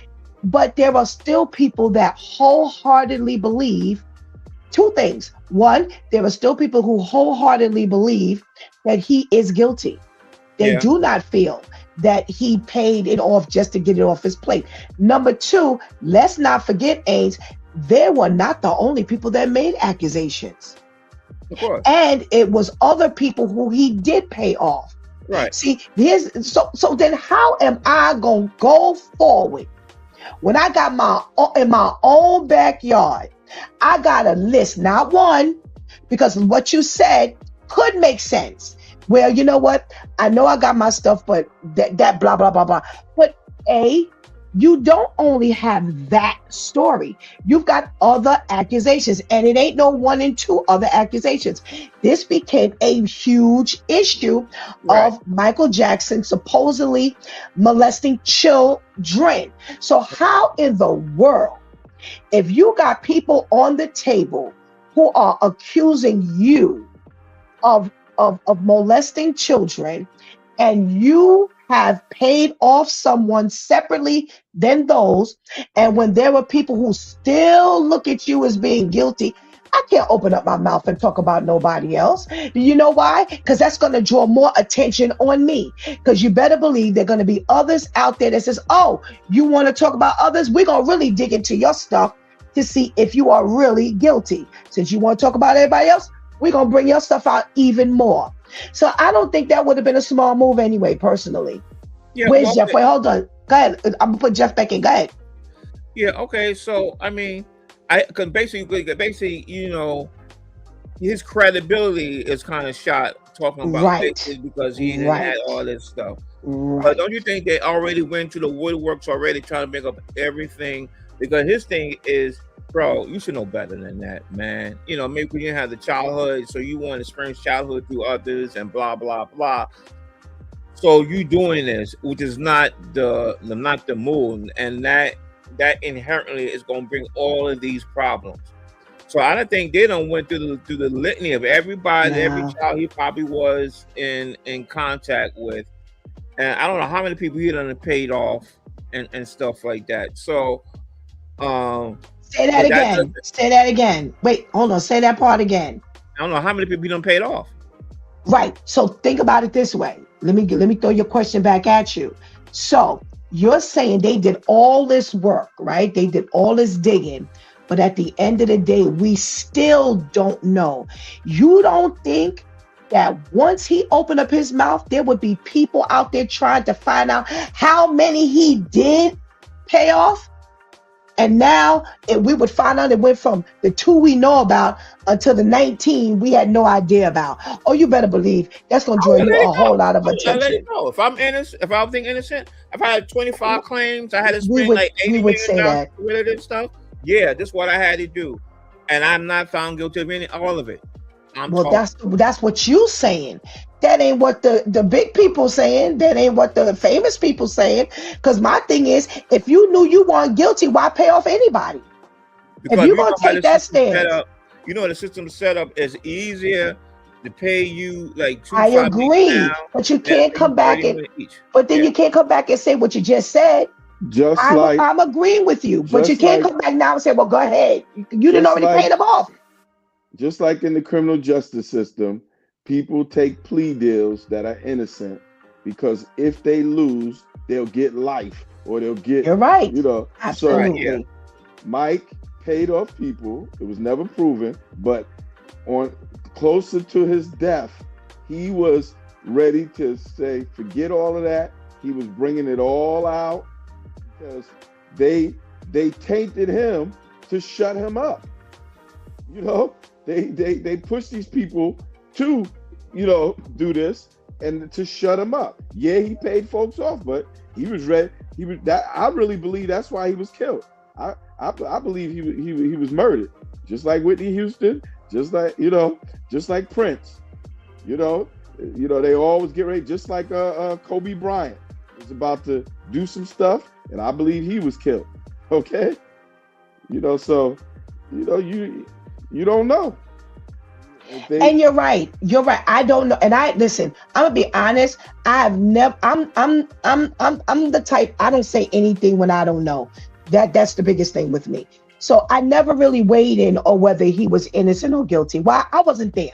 I don't know if he paid the people off because he was guilty. I don't know if he paid the people off because like you both have said. I agree. It's easier just to get some things off your plate, and if you got the money, then you go ahead and you take care of it. I don't know. I wasn't there. My mouth is closed. That's why I ain't sitting on no jury. People lie. People tell you all kinds of things. I don't know. My mouth is shut. My whole thing is I don't see how later I'm coming up talking about anybody because that's going to definitely draw more attention to me. Why? Because it's been done. It's been done over and over and over again. One of the reasons why they say he lost his Neverland Ranch is because he had to pay off all them people. He couldn't no longer afford the Neverland Ranch. My biggest question was, well, I thought you owned it. How now you ain't, because they claim the story was he had to pay so many people off from the allegations, he ended up having to lose the ranch. That's why he couldn't keep the ranch. So whether that was true or whether that was false, I don't know. But clearly, this again, they said that there were many others that were paid off. So here's my question. Let's play the game where this one family that we're talking about that interfered with the movie, you paid off just to keep them quiet. How many, you going to live the rest of your life doing this? You're going to pay 6 and 9 and 12 people off? Opposed to just, if you're going to get to the point where you're going to blow the whistle on everybody because you're going to throw in the towel and say, listen, I'm tired of this. It's going to be after 12 people, you tired? At what point you going to keep on giving up your money because you innocent? No, I think I'm guessing what, as Jeff was saying, it's not about tired of it's the stuff he's been having to go through, from the other, again, the vendetta against him because of his business acumen and whatnot. And this is the sore spot for him, hanging around kids. I think him going after those who has a vendetta against him, So to me, it's blow up the whistle on everything that they're doing. The blowback is I got it. The blowback is because, because to me, I'm like, if you like, I mean, we all love children. I mean, I love youngins and whatnot. But my thing is, if you're gonna do something like that, sleepover, I would have a guardian, have cameras up and whatnot, so everybody know. So this is on the up and up. See, there is Right. no inkling of anything going wrong like that. And because you're in the limelight, Right. the gold thing is coming, no matter what, all shades and whatnot. So I don't know why you didn't have that in place. To me, that's like, dog. Come on, man. Come on. So you allow stuff like this to happen in the first place. All prevention is better than cure. So he allowed himself to, but I think it's probably his coming out is going to even dealing with those who had a vendetta against him. I don't know. And like I said, I don't question that this could have been, where he was.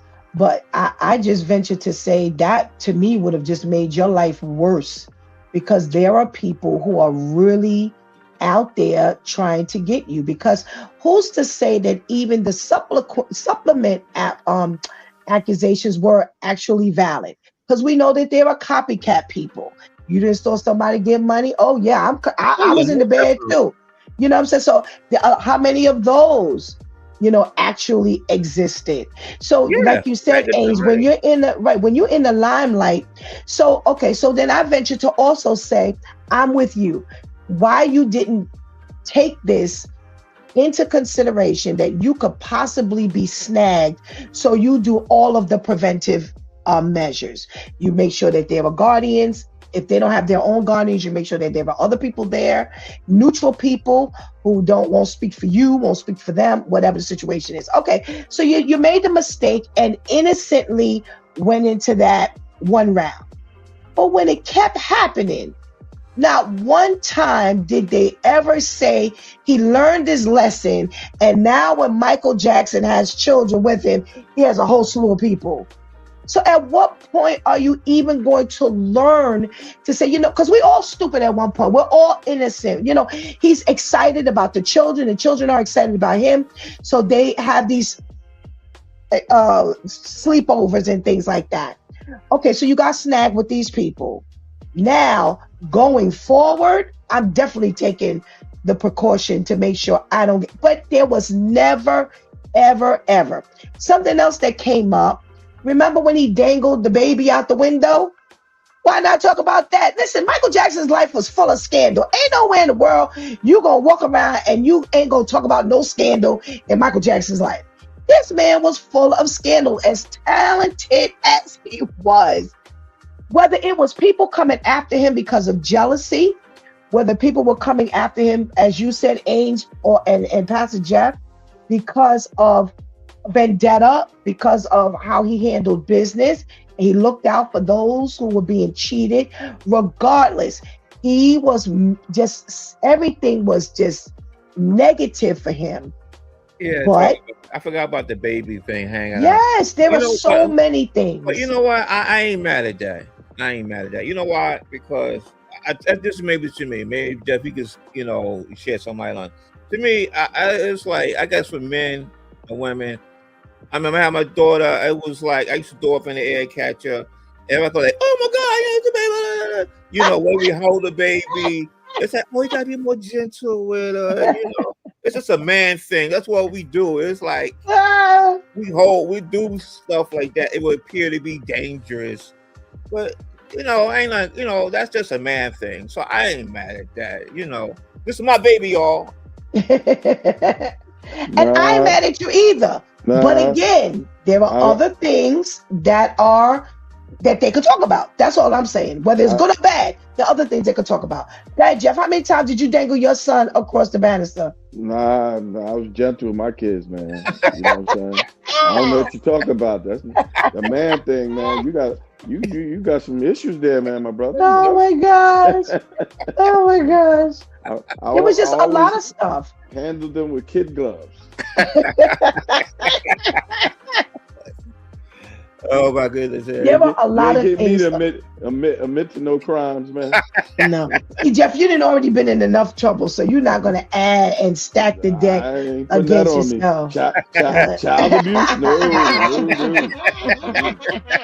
I know. I thought the same thing, Jeff, when he said, "Oh," I threw him up in the air, and I was like, "Oh." Yeah. What happened? Never threw him.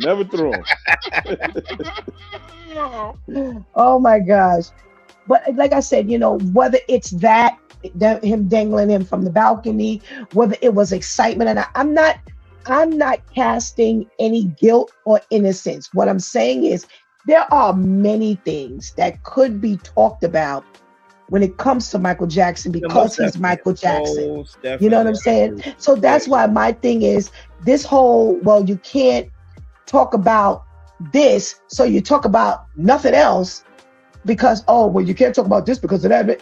Then why write a book? Why write the book if everything is forbidden to be spoken about? You know what? The only way that can be done, you got to do it without the permission of the family. They don't want to be, and you got to do it and say, listen, this one I'm going to just show what I can. You know, the good, the bad, and the ugly. You ain't gonna like the bad and the ugly, but that's part of his life, and that's what it is. It's public. Well, now you deal with the potential lawsuits, correct? No, what lawsuit? If it's public record, and then what you can show is true, putting the baby out. He did the drug use from the doctor who gave him all that eventually killed him. Or you just it's there. They don't know how he got the kids. It is what it is. So I got a question for you. After the comment. Anika says, why would one put out a movie and not expect critiques? Which is true. I don't care how great your movie is.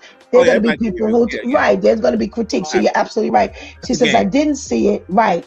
But, she says, but as I thought, nothing new. Right.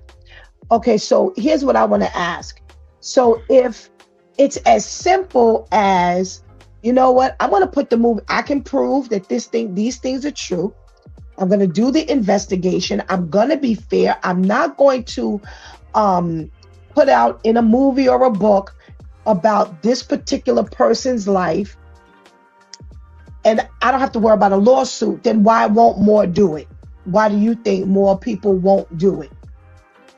Because you like to have the approval of the family, right? I listen. Cause I believe Janet had nothing to do with the movie, right? Right. That's what they said. Right. She's not even involved in it at all. Right. Right. You don't want so I would think, how would you want to put a movie and the entire family don't like it or have anything to do with it? So it may lend credibility. It's a double-edged sword. The family don't want it. How you gonna put a movie out that the family don't like, or don't like how their loved one is being portrayed? So, but I'm like, but the truth is the truth. So I can maybe, instead of not being a film, it's a what you call a documentary. Documentary. Okay. Right. That way, you're trying to get to the truth, the essence of really what happened, say from 88 to on up and stuff like that. Okay. Because I thought that the fear was a lawsuit, that if you put out things that we did not stamp as being authorized, then we can sue you because of this particular information. Well, I mean, that you put out. That's what I thought. No matter how you put it, everybody's gonna thought about, I don't like how you set me in a different light. My reputation, blah blah blah. But the truth is the truth. You know what I'm saying? So, unless there's some legal, a legal agreement, I can't talk about this, that, and another. All right, then okay. Well, it is. All righty. My due time guys, it's always great talking to y'all. Send us into a thought-provoking weekend. And we lost Pastor KL with his cheap phone. So tell him I said so. And sue me if you don't like what I said. It's been great, guys. Thank you so much for your contribution into today's episode. And we did another Friday without a Jeff story. Oh man. Jeff, you gotta come. I'm all out. Oh, I'm not believing that. I ain't believing that one either. I'm not believing that you are out. That ain't nowhere in the world. But make sure you come on next week, God spares, with a story. But we have to trigger Jeff. That's what happens. When we talk about stuff and it's like, once that memory comes back, he gets stimulated and he then tells us the story. Yeah. So have a wonderful weekend, guys. Thank you so much. Y'all be good. Okay. All right, you too.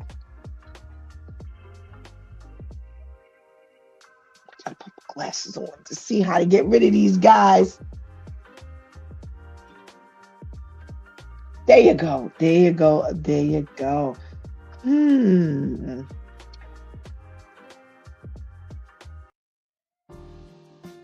All right. We had a big week here on It's Due Time. And there are a lot of things that I want to check my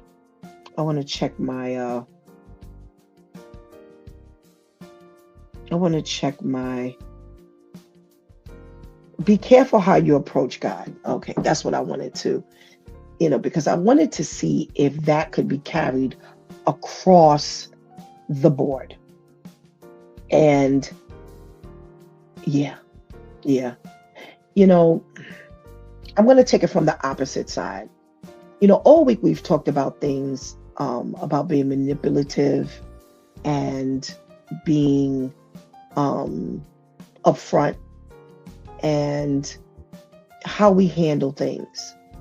And, the Word of God teaches us that our first relationship, the most important relationship, is our relationship with God. When that relationship is intact, it says, "But seek ye first the kingdom of God and his righteousness, and all these things shall be added unto you." You don't have to worry about how it ends. Not that it won't happen, because the Word of God says the weapons will be formed, but none shall prosper. And these are all the things that we're talking about how to approach God. When we approach God and we are loyal, when we are humble, when we are true to what we say to God and how we develop that relationship, we seem to forget that relationship needs to be developed the same way we go after these regular relationships. We're buying flowers, man. We're pulling out the chair. We're taking you out. We're showing you a good time. We're trying to, show you women that, I'm the man, that you want to spend the rest of your life with, or at least you want to spend time with. Ladies, we go out, we get that mani-pedi, we do our hair, we buy those new clothes, we get that makeup done. We're always there to answer their call. See, we forget that all of the energy that's put into these earthly relationships, we miss the mark because we don't develop that relationship with God. And because we don't develop that relationship with God, we then end up with all of these different scenarios that we've been through all week. And we land here with the Michael Jackson, with the Spike Lee, who says, y'all don't understand, don't critique it. And I'm with Anika. I don't care what you do, no matter how great it may be. I don't care how bad it may be. There are going to be people that love it, even when it's bad. And there are going to be people that hate it, even when it's good. And when you make yourself public or your stuff public, you put it out for scrutiny. I don't understand these people who get upset when they put their stuff out here and people don't like it. You may not like that they don't like it because, of course, you're trying to put out content that you want people to enjoy. But at the end of the day, everybody's not going to enjoy it. There are people who really sit and they pay attention and they watch for stuff that they could pick with. And that's why I said Michael Jackson blowing up the industry. You can't blow up the industry when you got scandal against your own name. Who does that? When is that a thing? When is that a thing? Who does that? There's nowhere in the world. And we all know that our backyard is not spotless. We get that. But most times when you have people who look to blow up, their stuff is kind of like in the closet. You know what I'm saying? Like they like, shh, don't tell nobody that this happened back when I was 5, and don't tell nobody this happened back then when I was a teen. And are those records still sealed in the government? That's the way we live. We don't live where I got a whole scandal actively going on. Because like I said, Michael Jackson was full of scandal. I don't care what it was, because people want to pick.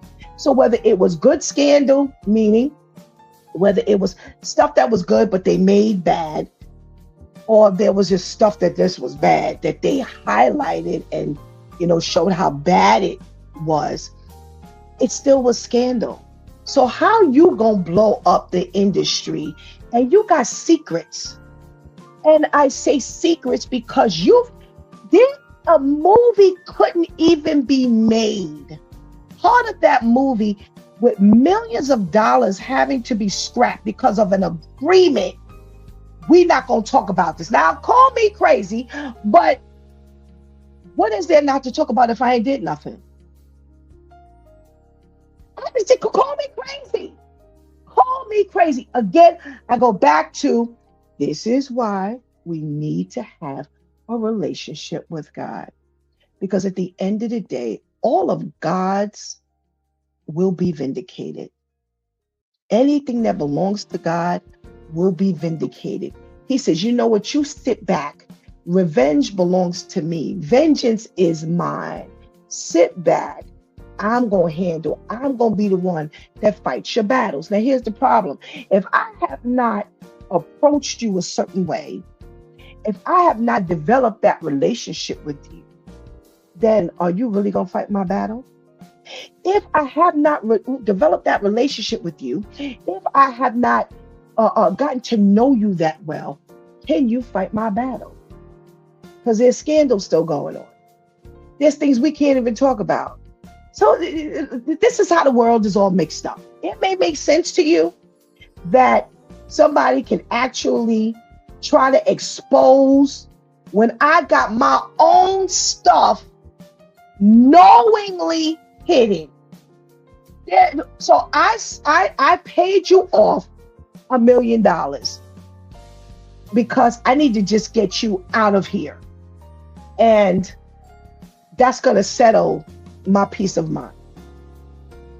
Then what am I signing we can't talk about? Because if anything happened, what we talking about? We got to work on these things. And this is the way the world operates. And the only way you're going to, not that you won't go through stuff, but the only way you're going to be vindicated is to let God do the job. Because see, we are powerless here. So here it is. He died in 2009. We almost at 2029, almost 20 years later. He was 18 years later, 17 years later. And still people are mad because he's being critiqued. Well, I don't agree that he's going to be scarred.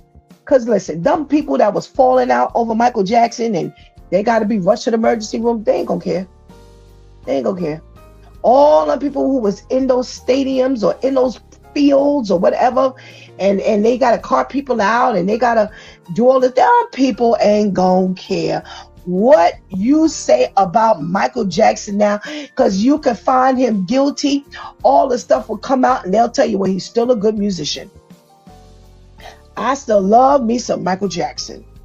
I don't believe that that's going to put no big dent in the lovers of the Michael Jackson music, his life, his existence. That's going to be some big mark and scar against him. But here we are, almost 20 years later, and this stuff is still coming out. Well, it'll come out until the day he closes his eyes. The day God shuts, I don't mean the day he closes his eyes, the day God wraps all of this up. It's not going to stop. It'll be going on past the time God closes my eyes. We have to develop a relationship with Christ. And that way, when we have all of these burdens, we have a place to take them. He says, bring them here. Bring them here. Just take everything and just put it at the altar and leave it there. And you have to deal with the consequences of your behavior. And like Ainsley said, he did not protect himself. If he's innocent, he did not protect himself from the beginning. And I contend that you didn't protect yourself thereafter. Because if you did, there would be less accusations going on. Like I said, that was the story, that all of this money had to be repeatedly paid out, where the Neverland Ranch no longer belonged to him. Something that he built, something that was his playground, where all of these children were literally taken. They were all taken to the Neverland Ranch. So here it is, all of this has to go. So you start thinking, does God wipe out Sodom and Gomorrah? If all of the accusations came from that location, you don't need it no more. Because did you know how to handle what you had? Isn't that biblical? Yeah. If you don't know how to handle what God gives you, you will be stripped of it. Whether you like it or not, whether you feel it's warranted or not, you won't have it anymore. So let's say, for argument's sake, he's innocent, and all of this stuff happened on the Neverland Ranch, and you still over there carrying on with these kids, knowing that more accusations can come. Then you've traumatized who? How many? Now people are talking about you, even when you didn't do anything, supposedly. You don't deserve the Neverland Ranch, because you have not learned to do what needs to be done to maintain what you have. We are charged to be good stewards over everything, because it all belongs to God. That is not something that we could play with, or it's mine. Ain't nothing ours. Nothing. I told y'all the other day, even my Mentos didn't belong to me. Everything God allows us to have, there's a purpose for. Whether it's pleasantries or whether it's necessities. And how we approach God is going to make the difference in how our life goes. What happens in our life, how we approach God, will definitely make the difference in how we handle things.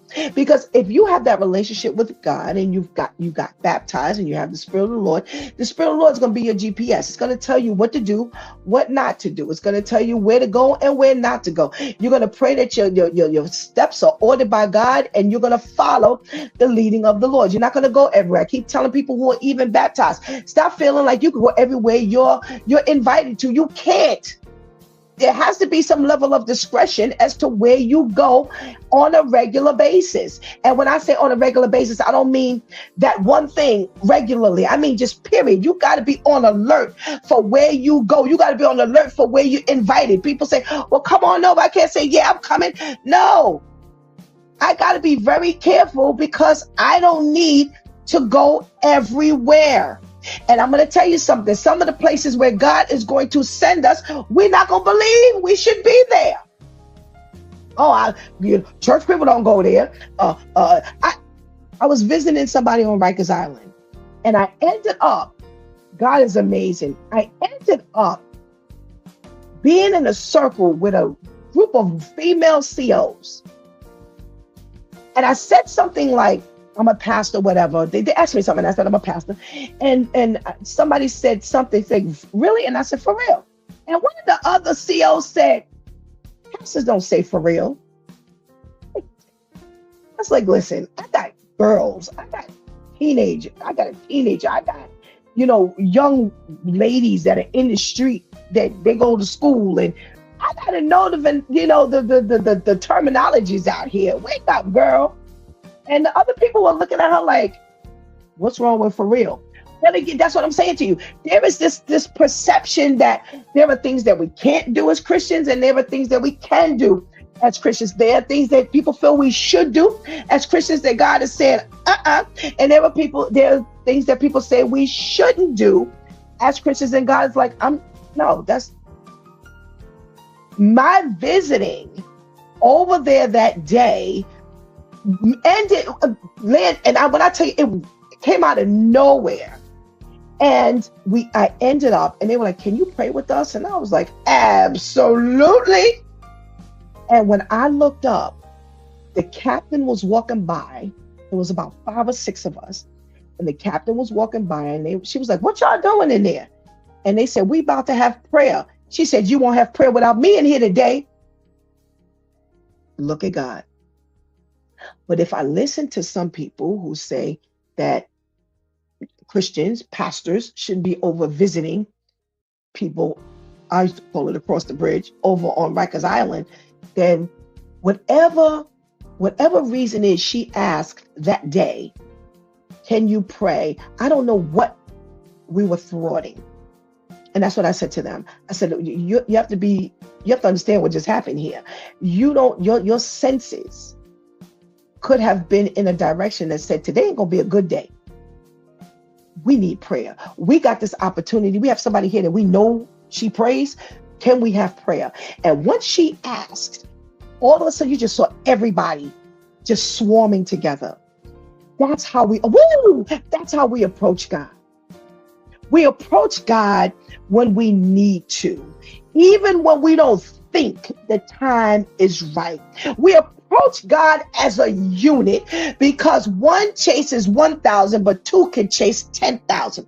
We approach God with confidence, knowing that, you know what, God, I don't know what you brought in here today. I don't know what you preventing here, but you know what? I'm coming to you for whatever you can do, because I may not see it, but you can. We approach God with knowledge that there is nothing God can't do. We approach God with an ability to be able to do so, that there is nothing we can take to God, especially our needs. But here's the thing, the way we approach God, we got to make sure that what we do in life does not hinder that prayer. The word of God says, don't let the things in your life, don't let the things you do hinder your prayer. You don't want to be going to God and asking him for things, but yet he's like, oh really? Because you're not doing right, so I should answer everything for you, but yet the little things I ask you to do is off limits. Pay attention. The way we approach God is crucial. And we have to make sure that we do what we need to do at all times, and we do it the right way. Will we stumble? Will we fall? Will we have to be picked up? Absolutely. But remember, it's all in the way you approach God. Because I may see you as one way, but he says, while man looks at the exterior, on the outside, I search the heart. So we don't know whether Michael Jackson went to his grave guilty or innocent. We weren't there. We can look at what it looks like. We can go with what it sounds like. But we don't know. But what we do know is God knows. And the same way he knows ultimately what was going on with Michael Jackson, he ultimately knows what's going on with you. Do you want to continue to roll the dice and let God close your eyes and you in a mess? You want to make sure that you are standing upright with God, that you are doing the things that are supposed to be done. Not perfect, but do the things that God is expecting of us. And you stay at his feet as humble as you know how, trusting God to help clean you up, positioning yourself to be cleaned up. Make sure that's your position. Make sure you approach God the right way. All of these stories we've been talking about this week, last week, last month, last year, 2-3 years ago, all end in God. What are we doing for God? What are we doing that's right? And what are we doing that's wrong? Are we so busy being righteous and holy that we're not taking care of the basics? Because there's some basics that say, oh yeah, they're basics.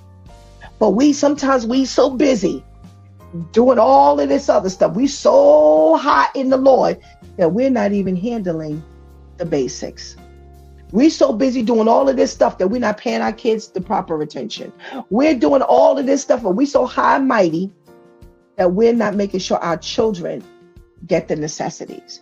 What are we doing to make sure we are where we need to be in the Lord and approaching God with a stance of humility and making sure that position is right will definitely enable us to get from God what we need. He will definitely talk to us and deal with us and speak to our heart and let us know what's wrong and what's right. So whatever we're doing wrong can be perfected. And that's what I always say we need to make happen. So, are you ready? Are you ready to get this thing done right? Good. Let's go on this journey together. Hang with me every morning from 7 to 9 right here on Facebook Live, Coach for Christian Life, YouTube Live, A Closer Walk Christian Media Network. Hang with me every day. Now, if you can't do the live from 7 to 9, we are on repeat 24 hours a day. You can go back to Facebook, you can go back to YouTube, and you can go to our podcast. We are on almost every streaming service: Spotify, iHeartRadio, Spreaker.com, FeedSpot, Apple iTunes, Apple Podcasts, Google Podcasts, almost Amazon, Audible.com. There are very few streaming services that does not carry It's Due Time with Pastor Steph. So even if you can't catch us first thing in the morning, me and the Due Time crew, 7 to 9, you can definitely do what needs to be done. All right? I'm looking forward to it. You've been watching It's Due Time with Pastor Steph. Join us Monday through Friday from 7 a.m. to 9 a.m., where we discuss matters of the heart, mind, and spirit. As you go through your day, be sure to set your mind on things that are above, not things that are on the earth. They will only serve as a distraction. Remember, prayer changes things. It's Pastor Steph signing off, and I want to thank my Due Time crew, the men, for always taking us into a thought-provoking weekend. Thank you for hanging out with us each and every opportunity you get, and I pray that you just go back and listen. Just because you heard us live does not mean you can't go back, because baby, sometimes on that replay, you really get some stuff that you missed. Did you sneeze? Did you go to the bathroom? Were you paying attention to something else real quick? Oh, God can turn it around and give it back to you again and again and again. Please do not miss this opportunity to give Christ your life right now. Please do not miss this opportunity to strengthen that relationship with the Lord right now, because later is not promised to any of us. Until over the weekend, we're just going to leave it just like that. Until, make sure you stay subscribed. So whenever we live up here on It's Due Time with Pastor Steph on A Closer Walk Christian Media Network, you will get that notification. Make sure you set that notification bell so you can get that ding, ling, ling, ling, ling, and you do not miss it. Until the next time God spares, I love